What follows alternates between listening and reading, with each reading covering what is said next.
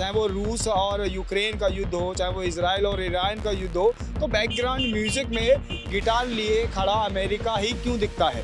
America का एक ही काम है, अंतरराष्ट्रीय पॉलिसी का दमन करना।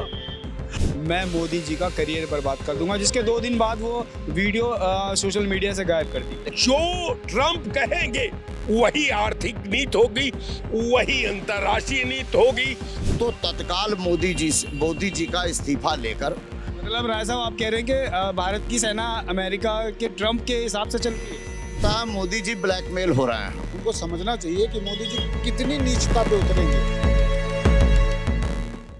नमस्कार, बहुत बहुत स्वागत है आपका न्यूज़ फैक्ट्री पर। जिस तरह से आपको पता है कि शनिवार को इजराइल में ईरान द्वारा 400 मिसाइलें दागी गई हैं। आपको बता दें कि पहले इजराइल और अमेरिका का जॉइंट मिलिट्री एक्शन ईरान के ऊपर किया गया, जिसके बाद शनिवार को इजराइल में मीडिया के मुताबिक शनिवार की रात ईरान द्वारा इजराइल में कई धमाके सुनाई दिए गए। इस पर जनता की क्या राय है, जनता के बीच हम पहुंच रहे हैं और जनता से जानेंगे कि इस एक्शन का क्या रिएक्शन हो सकता है। जनता के बीच हम लोग पहुंचे हैं और इजराइल और अमेरिका का एक जॉइंट मिलिट्री एक्शन ईरान पे देखा गया, जिसके बाद ईरान द्वारा कई धमाके इजराइल के अंदर सुने गए हैं।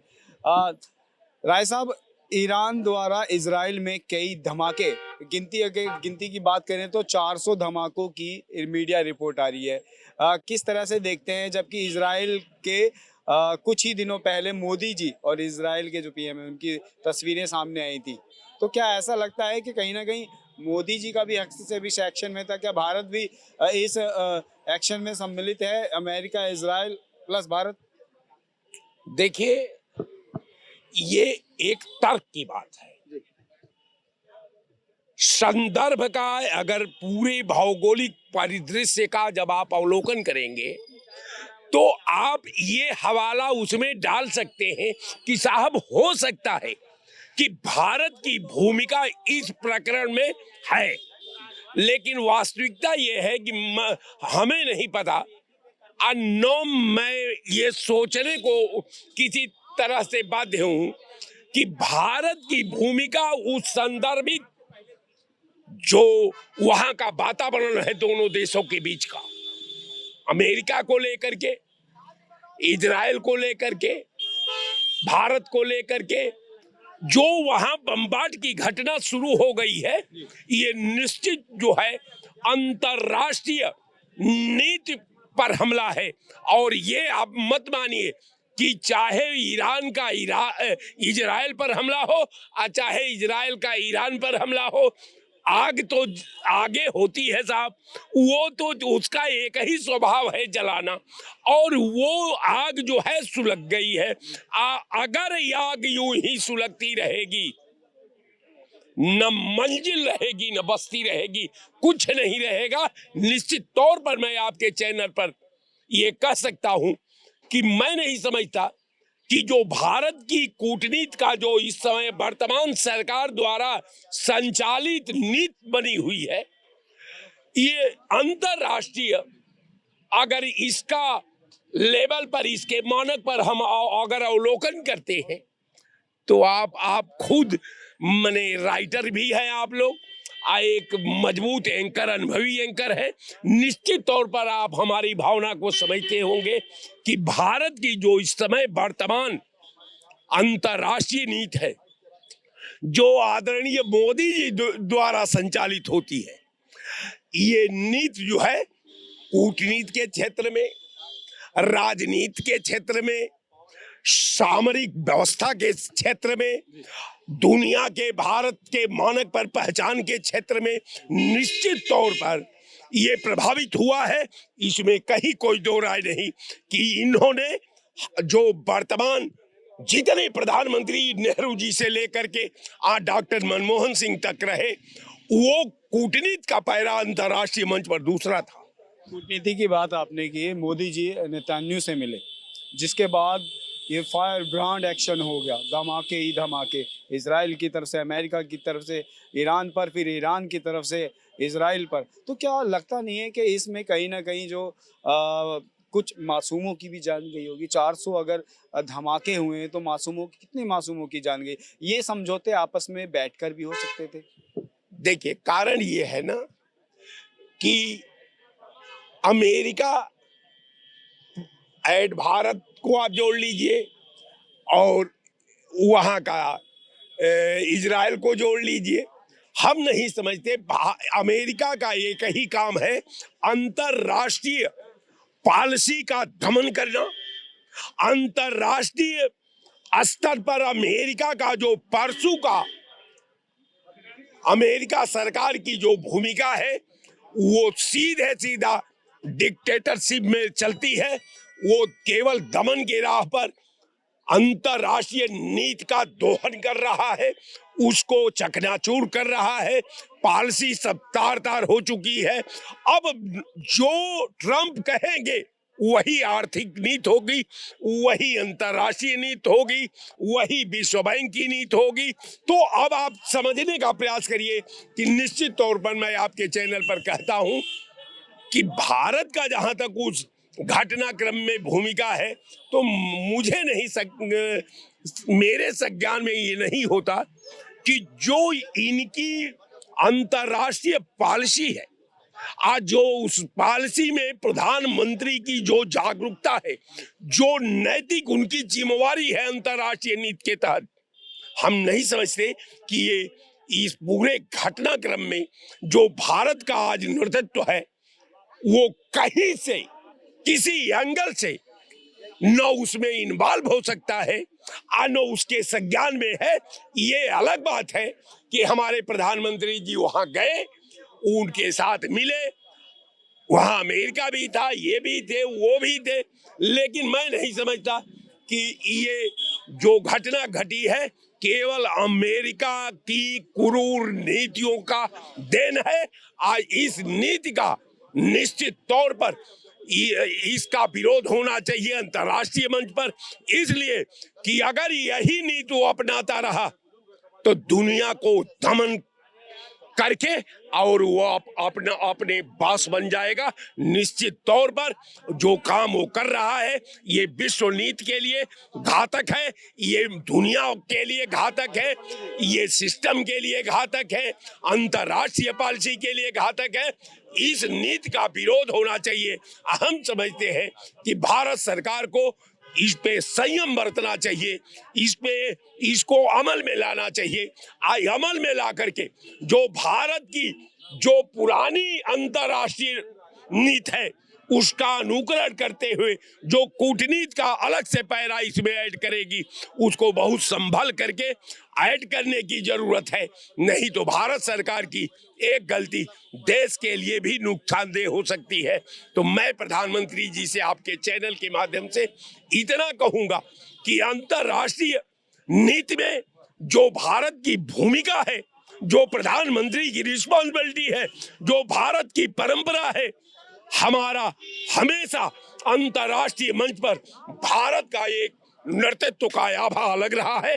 भारत किसी के प्रभाव में, किसी के ताकत के सामने, किसी नीति के से प्रभावित होकर के भारत किसी का बटरिंग नहीं किया है।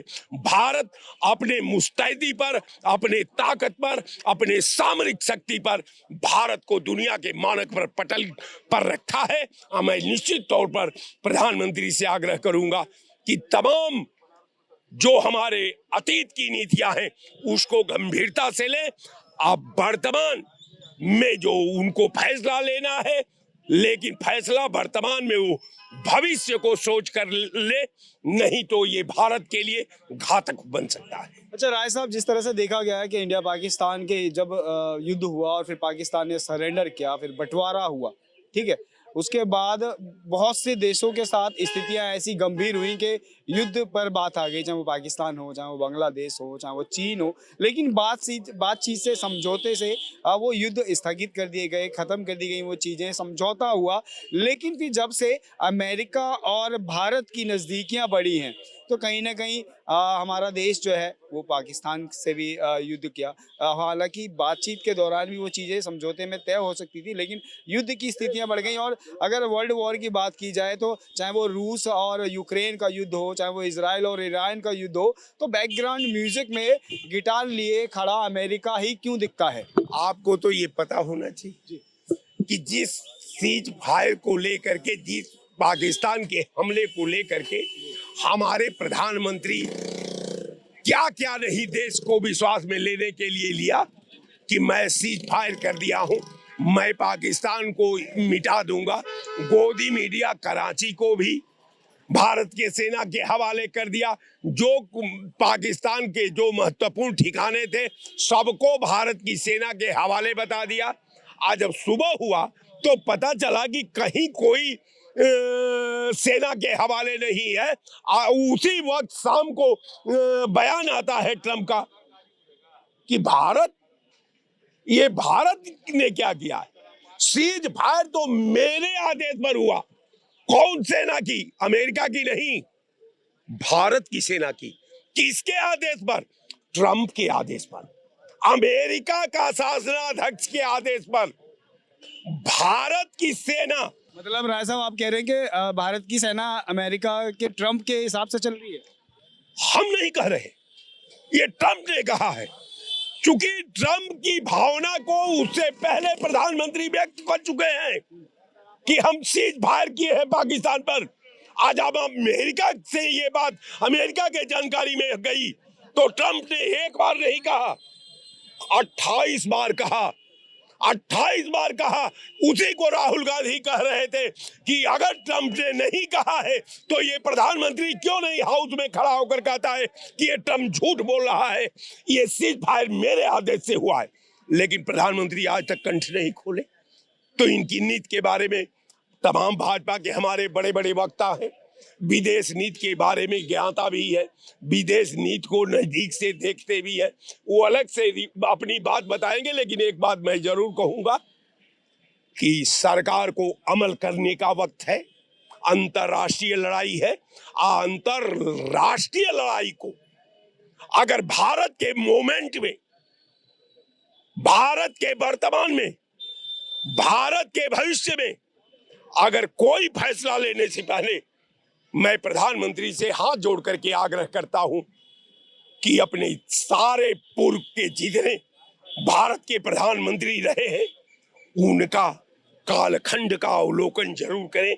उनसे उस अवलोकन में जो आपके अनुरूप प्लस करने वाली भारत को जो नीति है उसका अनुकरण करके जो वर्तमान में वो फैसला लेंगे वही भारत के हित में होगा। चलिए और भी लोग यहाँ पर मौजूद हैं, उनसे बात करेंगे।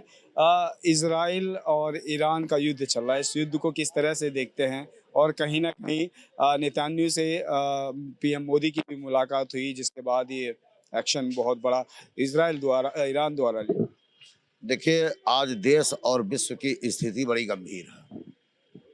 आज हम आप विश्व एकता सद्भावना जिससे पहले देश आज़ादी के समय बनाई गई थी वह आपका रूस देश था, ठीक। और रूस देश की मित्रता छोड़कर ट्रंप की मित्रता मोदी जी ने कर ली, इजराइल की मित्रता मोदी जी ने कर ली। आज स्टीम फाइल जो आया उसमें आपने देखा कि ट्रंप ने कहा कि इजराइल में जाना है और जाके वहाँ नाचना और गाना है और स्टीम फाइल में इनका नाम आना है। तो पता चला ये सब क्या चल रहा है, ये सब यही प्रदर्शित करता है। एक वीडियो डोनाल्ड ट्रंप की जारी हुई थी जिसमें ये कहा गया था कि मैं मोदी जी का करियर बर्बाद कर दूंगा, जिसके 2 दिन बाद वो वीडियो सोशल मीडिया से गायब कर दी गई। देखिए, ऐसा है, वो इसलिए कह रहा है कि पूरी तरीके से स्टीम फाइल में इन सबों का नाम है, मोदी जी का नाम है, इजराइल वाले का नाम है, ट्रंप का नाम है, बिल गेट्स का नाम है। तो ये सब नाम क्यों आया है? ये सब नाम इसी आया है क्योंकि एक ही थाली के चट्टे बट्टे हैं लोग, ठीक है, इसलिए इनका नाम है उसमें। वो जो हरदीप पुरी है उसकी लड़कियां तो पता चला उसके वो जो यौन अपराधी है उसके साथ बिजनेस कर रही हैं।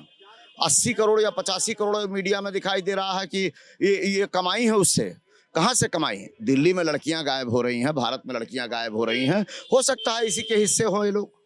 तो ऐसे में देखिए, देश को बचाना है और अगर आरएसएस बीजेपी को अपने आप को बचाना है और देश को बचाना है तो तत्काल मोदी जी का इस्तीफा लेकर उनके यहाँ बहुत नेता हैं, किसी दूसरे नेता को रख लेना चाहिए, क्योंकि अब हमें लगता है मोदी जी ब्लैकमेल हो रहे हैं उसी फाइल के जरिए।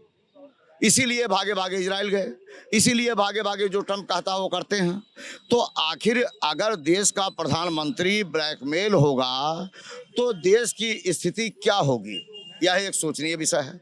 ऐसे में अगर आरएसएस और बीजेपी को देश बचाना है, खुद को बचाना है, तो किसी नए व्यक्ति को भारत का प्रधानमंत्री बना दें, नहीं तो यह स्थिति होगी कि मोदी जी को बचाने के चक्कर में आरएसएस बीजेपी स्वतः समाप्त हो जाएगी।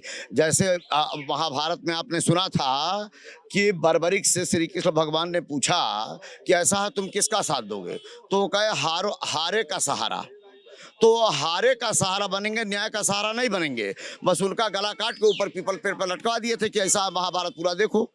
तो ऐसे में आप हारे का सहारा ना बनिए, जिसको भगवान हराने पर आमादा हो गए हैं। 2024 में जगन्नाथ मंदिर में निकला था मोदी राज, खत्म हो गया था। फिर जबरदस्ती ये राज बनाए, जबरदस्ती बनाने के बाद आज कहाँ चल पा रहे हैं। तो ऐसे में ये है, इनके साथ जब भगवान नहीं है, देश विश्व नहीं है, देश नहीं है, हर जगह फंसते चले जा रहे हैं, तो ऐसे में आरएसएस बीजेपी को गंभीरता से सोचना चाहिए। और इनका नेतृत्व परिवर्तन नहीं किए तो बीजेपी आरएसएस स्वतः इनको बचाने में समाप्त हो जाएगी। चलिए, और भी लोग यहाँ पर मौजूद हैं, उनसे बातचीत कर लेते हैं। अमेरिका और इजराइल का जॉइंट मिलिट्री एक्शन रहा इजराइल और ईरान के ऊपर, और फिर ईरान द्वारा एक्शन लिया गया इजराइल के ऊपर, जिसमें 400 मिसाइलें वो दागी गई हैं मीडिया रिपोर्ट के मुताबिक। फिलहाल अब यह है कि इजराइल का बुरा हाल है, फलस्तीन से उसका युद्ध हुआ, गाजा से उसका युद्ध हुआ, और अब ईरान भी पीछे इसके है, जिसमें ये भी सूचना मीडिया द्वारा आई जा रही है कि अमेरिका और इजराइल के द्वारा पहले ईरान पे अटैक किया गया, अब ईरान इस द्वारा इजराइल पे अटैक किया जा रहा है, जिसमें 400 मिसाइलें दागी जा रही हैं। कहीं ना कहीं मासूम का भी उसमें जो है वो नरसंहार चल रहा होगा, उसमें मारे भी गए होंगे, न जाने कितनों का परिवार उजड़े होंगे, कितनों का व्यवसाय उजड़ेगा। तो इस मामले को किस तरह से आप देखते हैं, अंतर्राष्ट्रीय मामला? देखो, अंतर्राष्ट्रीय मामला हो या राष्ट्रीय मामला हो या कहीं भी, युद्ध कहीं भी किसी भी समस्या का हल नहीं होता है। लेकिन हमारा अमेरिका जो है वो कहीं ना कहीं हर युद्ध में इन्वॉल्व होता है। हर युद्ध की वजह लगभग अमेरिका होता है, क्योंकि अमेरिका की जो पॉलिटिक्स है वो यही है कि लड़ाओ और अपना औजार बेचो, अस्त्र बेचो। भाई, अगर गन बनाने वाली फैक्ट्री वाला अगर ये देख ले, वो कभी भी नहीं चाहेगा कि लड़ाइयाँ ना हो। लड़ाई होंगी नहीं तो उसका औजार बिकेगा कैसे। अच्छा, मोदी जी और अभी इनका एक मैटर सुनने में आया था कि एक देश में मोदी जी कह रहे हैं कि फादरलैंड, किसी देश को अभी इन्होंने फादरलैंड कहा है, और हमारी मातृभूमि को हम लोग मदरलैंड कहते हैं, तो मतलब भारत माता कहते हैं ना हम। और अगर हम भारत माता अपने देश को कहते हैं, किसी देश को हम पिता कैसे कह सकते हैं? मतलब वो हमारा पिता बना दिया आपने। अब ये मोदी जी के समर्थक जो लोग देख रहे हों, उनको समझना चाहिए कि मोदी जी कितनी नीचता पे उतरेंगे, कितने नीच हो सकते हैं ये, क्योंकि नीचता की हद होती है ना। आप हमारी माता के साथ किसी को कैसे जोड़ सकते हैं?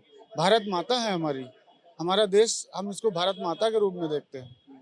आपने अमेरिका के साथ दोस्ती की, अमेरिका के कहने पे आपने रूस से संबंध बिगाड़े, जबकि रूस से संबंध इनके आज से नहीं है, सदियों से हैं। और रूस के संबंधों की वजह से आपसे चीन नहीं आंख उठा पा रहा था। कोई बाहर का देश आप पे आंख उठाने से पहले जानता था कि इनका मित्र रूस देश है।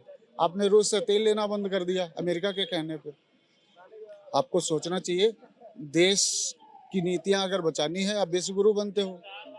आपका पाकिस्तान के साथ ऑपरेशन सिंदूर में बदला लेना था आपको, आप उसके इशारे पे रुक गए। कंफर्म है, पूरी दुनिया ने देखा कि उसने साफ साफ कह के कहा है कि भाई हमने रोका।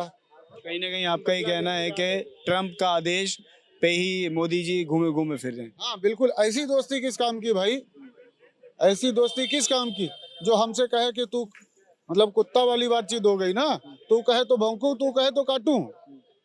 अब अगर इस तरीके की हरकतें कर रहे हैं आप अमेरिका के कहने पे, तो आप तो अमेरिका के कुत्ते बन गए हो। भाई अमेरिका कहेगा तो आप भौंकोगे, अमेरिका कहेगा तो काटोगे।